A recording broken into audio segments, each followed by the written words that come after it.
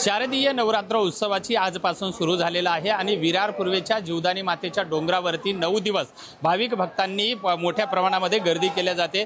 मी आता जीवदानी देवीच्या गाभाऱ्यामध्ये आहे। आपण बघू शकता की 9 दिवस जे आहे या जीवदानी मातेच्या दर्शनासाठी राज्य आणि परराज्यामधून लाखो भाविक जे आहेत हे या ठिकाणी येत असतात। आपण जर बघितलं तर हा जीवदानी मातेचा पेशवेकालीन गाभारा आहे आणि या परिसरामध्ये येणाऱ्या प्रत्येक भाविक भक्तांमध्ये ही जी देवी आहे ही नवसाला पावणारी देवी आहे अशी श्रद्धा त्यांच्यामध्ये असल्यामुळे 9 दिवस जे आहेत वेगवेगळ्या ठिकाणावरून मुंबई, ठाणे, रायगड, गुजरात, उत्तर प्रदेश, बिहार या सर्व परिसरातले जे भाविक भक्त जे आहेत हे जीवदानी देवीच्या मंदिरामध्ये येत असतात। आणि आपण बघू शकता की मी आता माझ्यासोबत या ठिकाणचे पुजारी आहेत। गुरुजी, काय सांगणार, देवीची एकंदरीत आख्यायिका काय आहे आणि 9 दिवस कशा पद्धतीने उत्सव साजरा होतो? नमस्कार, मी प्रमोद रसाळ या ठिकाणी गेल्या 24 वर्षापासून आई जीवदानी मातेच्या सेवेमध्ये आहे आणि दिवसेंदिवस या ठिकाणी भक्तांना खूप देवीचे अनुभव येतात। त्यामुळे देवीवरची श्रद्धा लोकांची या ठिकाणी वाढलेली आहे। ही पांडवकालीन देवी आहे। पांडव अज्ञातवासामध्ये असताना या ठिकाणी वास्तव्य करून गेले होते। त्यानंतर बऱ्याच वर्ष ही जागा अशीच या डोंगरामध्ये जंगलामध्ये पडून राहिलेली होती।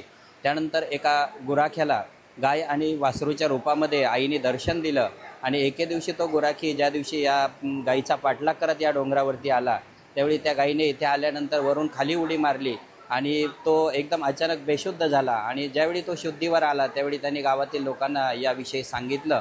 त्यावेळी गावातील लोक या ठिकाणी पाहण्यासाठी आले तर या ठिकाणी एका गुफेमध्ये आईचं हे स्वरूप त्यांना बघायला मिळालं। देवीच्या मूर्तीच्या पाठीमागे जो मागचा काळा भाग आहे ते देवीचं मूळ स्वरूप आहे आणि तीच या ठिकाणी जीवदानी आई आहे। आणि दरवर्षी या शारदीय नवरात्र उत्सवामध्ये अतिशय मोठ्या प्रमाणामध्ये या ठिकाणी भाविक येतात। या ठिकाणी दैनंदिन उपासना ही देवीची केली जाते आणि या 9 दिवसामध्ये सकाळी पहाटे 3:30 वाजता आई जीवदानी मातेस अभिषेक केला जातो, त्या महाअभिषेक केला जातो। यानंतर रोज सहस्र आवर्तन करून आणि 5:30 वाजता आईची आरती केली जाते, दुपारी 12 वाजता आरती केली जाते आणि त्यानंतर रात्री 7:30 वाजता आरती केली जाते। आणि या ठिकाणी सर्व लोकांना अनेक अनुभव आल्यामुळे दिवसेंदिवस या ठिकाणी देवीवरती श्रद्धा लोकांची वाढतच चाललेली आहे।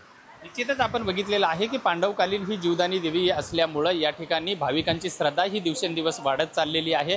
आणि या नवरात्रामध्ये 9 दिवस हा जो जीवदानी मातेचा जो 1300 पायऱ्या ओलांडून वर येणारा जो डोंगर आहे हा भाविक भक्तांनी मात्र फुलून गेलेला असतो। विजय गायकवाड, TV9 मराठी, विरार।